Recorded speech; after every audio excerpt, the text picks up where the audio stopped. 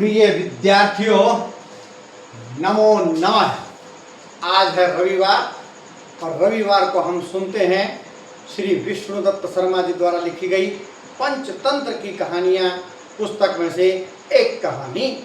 आज भी हम आपको एक कहानी सुनाने वाले हैं जिसका नाम है मूर्ख मित्र से बुद्धिमान शत्रु अच्छा।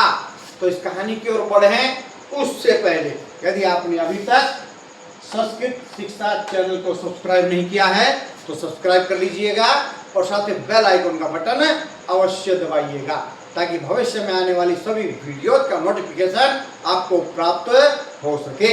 इसी के साथ पूरी कहानी को सुनिए, लाइक कीजिए, हाइप कीजिए और अपने मित्रों के ग्रुपों में शेयर भी अवश्य कीजिएगा और एक छोटा सा प्यारा सा कमेंट भी अवश्य कीजिएगा। तो चलिए चलते हैं आज की कहानी की ओर। कहानी का नाम है मूर्ख मित्र से बुद्धिमान शत्रु अच्छा। एक शहर में राजन पंडित निवास करता था, रहता था। बाल्यकाल से ही ऐसे लोगों की संगति में पड़ गया कि बस ब्राह्मणत्व तो उसका धीरे धीरे समाप्त हो गया और वह ठगी और चोरी करने लग गया। ब्राह्मण के साथ नाम जुड़ा चोर, ब्राह्मण चोर, कितना बुरा लगता है। तो लोग उससे घृणा करने लगे, लेकिन वो ऐसा कि बस जब भी देखे अवसर देखे तो किसी को भी ठगने का या चोरी करने का प्रयास करता रहता। अब एक दिन अचानक क्या हुआ कि वह बाजार में घूम रहा था कि उसने 4 व्यापारी ब्राह्मणों को देखा जो कुछ सामान खरीद रहे थे, कुछ सामान बेच रहे थे।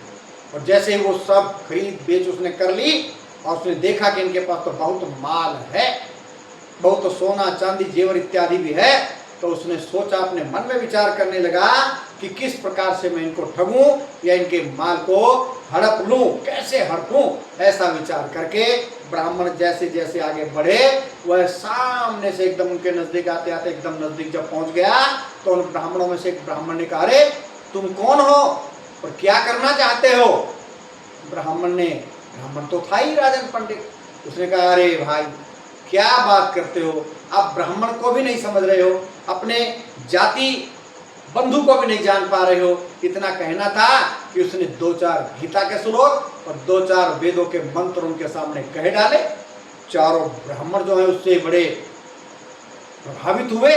निकारे आप तो बड़े विद्वान हैं, आप जैसे विद्वान व्यक्ति का। अरे भाई ऐसा है, मैं तो एक निर्धन ब्राह्मण हूँ और केवल अपने इस ज्ञान से ही थोड़ा लोगों का कल्याण करना चाहता हूँ।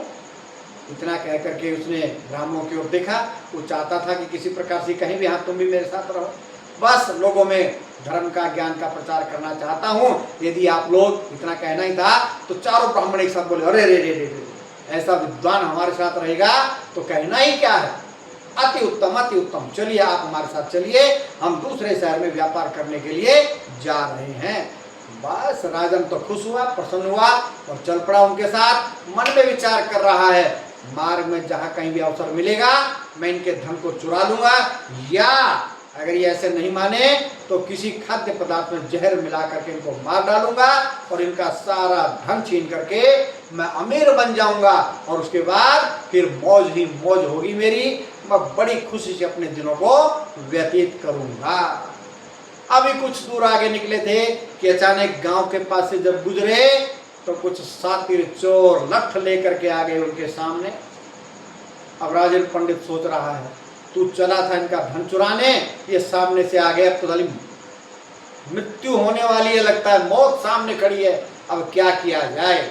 उधर सामने चोर लठ लिए हुए खड़े, बोले चुपचाप अपना धन निकाल दो, अगर धन नहीं निकाला तो मार मार के सबकी जेबों से हम धन निकाल लेंगे। अब राजन पंडित सोच रहा है, अगर इन चारों में से किसी भी एक को मार दिया तो उसकी जेब में निकलेगा माल और फिर बाकी किसी का जीवित रहना मुश्किल नहीं है। तो उसने, राजन ने सोचा कि इससे बेहतर है कि मैं अपनी जान दे दूं, क्योंकि मेरी जेब में तो फूटी कौड़ी भी नहीं है और जब मेरे पास से कुछ नहीं मिलेगा तो इन चारों ब्राह्मणों की जान बच जाएगी और इसी के साथ मैंने जो पाप कर्म किए हैं हो सकता है वो मेरे पाप कर्म धुल जाएं। अगर ये बच गए तो मेरी मृत्यु होने के पश्चात मुझे अवश्य ही मेरे पापों से मुक्ति मिल जाएगी। तो इस प्रकार सोच ही रहा था कि चोरों ने उसी को पकड़ लिया। लगता है सबसे ज्यादा धन तेरे पास ही है। राजन पंडित ने कहा, हमारे किसी के पास कोई धन नहीं है। यदि तुम्हें ऐसा लगता है तो तुम मुझे मार दो, बेशक मारना ही चाहते हो तो, मेरे पास कोई धन नहीं है। लठैतों ने कहा, अच्छा चल ठीक है, सबसे पहले इसका ही नंबर लगाओ, मारो इसको। लठैतों ने, चोरों ने इतने लठ उसको मारे कि उसकी जान ही निकल गई। एक फिर जो उनका चोरों का सरदार था उसने कहा, जल्दी से इसकी सभी जेबें तराशो, कहीं ना कहीं माल इसने छुपा के रखा होगा। उसकी सारी जेबें अच्छी प्रकार से देख ली, कहीं एक फूटी कोड़ी भी नहीं निकली। और वास्तव में राजन पंडित के पास कोई फूटी कोड़ी थी भी नहीं। जब उसने देखा कि इसकी जेब से कुछ नहीं निकला तो हो सकता है इन चारों के पास भी कुछ नहीं होगा। तो चोरों ने धमकाते के सब भूखे नंगे कंगले कहीं के, पता नहीं कहां से आ गए हैं, हमारा टाइम और खराब कर दिया और एक यहाँ मरवा डाला, चल भागो यहाँ से। चार के चार वहां से जाए और रास्ते में सोच रहे हैं, क्या सोच रहे हैं, आज उस ब्राह्मण की वजह से हमारी जान बच गई, अन्यथा तो आज मृत्यु को प्राप्त होना था। जो शत्रु था उसी ने उनकी जान बचाई। इसीलिए क्या कहते हैं, मूर्ख मित्र से बुद्धिमान शत्रु भी अच्छा है।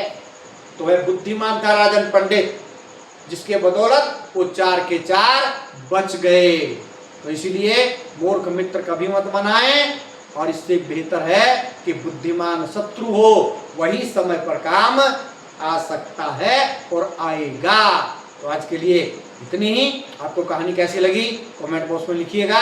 मिलते हैं अगले रविवार को एक नई कहानी के साथ। तब तक के लिए जय तू सुर भारती।